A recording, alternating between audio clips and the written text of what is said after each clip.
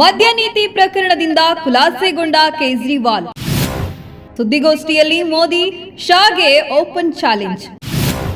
ಇಂದು ಚುನಾವಣೆ ನಡೆಸಿ ಬಿಜೆಪಿ 10ಕ್ಕೂ ಹೆಚ್ಚು ಸ್ಥಾನ ಗೆದ್ರೆ ನಾನು ರಾಜಕೀಯ ತ್ಯಜಿಸುತ್ತೇನೆ ಎಂದ ಕೇಜ್ರಿವಾಲ್ ಚಾಲೆಂಜ್. ಅಬಕಾರಿ ನೀತಿ ಪ್ರಕರಣದಲ್ಲಿ ಮಾಜಿ ಮುಖ್ಯಮಂತ್ರಿ ಅರವಿಂದ್ ಕೇಜ್ರಿವಾಲ್ ಮತ್ತು ಮಾಜಿ ಉಪಮುಖ್ಯಮಂತ್ರಿ ಮನೀಶ್ ಸಿಸೋಡಿಯಾ ಸೇರಿದಂತೆ ಒಟ್ಟು 23 ಮಂದಿಯನ್ನ ಕೋರ್ಟ್ ಖುಲಾಸೆಗೊಳಿಸಲಾಗಿದೆ.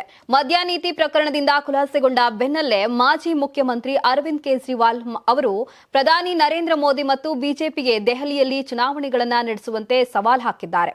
ಇಂದು ಚುನಾವಣೆ ನಡೆಸಿ ಬಿಜೆಪಿ 10ಕ್ಕೂ ಹೆಚ್ಚು ಸ್ಥಾನಗಳನ್ನು ಗೆದ್ರೆ ನಾನು ರಾಜಕೀಯವನ್ನ ತ್ಯಜಿಸುತ್ತೇನೆ ಎಂದು ಚಾಲೆಂಜ್ ಮಾಡಿದ್ದಾರೆ. ಕಳೆದ ಫೆಬ್ರವರಿಯಲ್ಲಿ ಬಿಜೆಪಿ ಅಧಿಕಾರಕ್ಕೆ ಬಂದಾಗಿನಿಂದ ದೆಹಲಿ ತೊಂದರೆ ಅನುಭವಿಸುತ್ತಿದೆ. ಇಡೀ ನಗರವು ಹಾಳಾಗಿದೆ.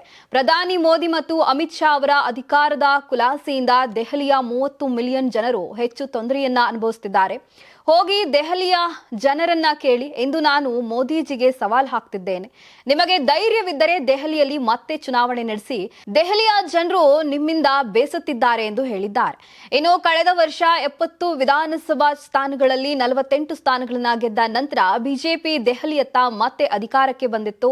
ಈ ಮಧ್ಯೆ ಕೇಜ್ರಿವಾಲ್ ಅವರ ಆಮ್ ಆದ್ಮಿ ಪಕ್ಷವು ಕೇವಲ 22 ಸ್ಥಾನಗಳಿಗೆ ತೃಪ್ತಿ ಪಡಬೇಕಾಯಿತು. ಇದಕ್ಕೂ ಮೊದಲು ಕಳೆದ 2 ಚುನಾವಣೆಗಳಲ್ಲಿ ಆಮ್ ಆದ್ಮಿ ಪಕ್ಷ 2015ರಲ್ಲಿ 67 ಸ್ಥಾನಗಳನ್ನ ಮತ್ತು 2020ರಲ್ಲಿ 62 ಸ್ಥಾನಗಳನ್ನ ಗೆದ್ದಿತ್ತು.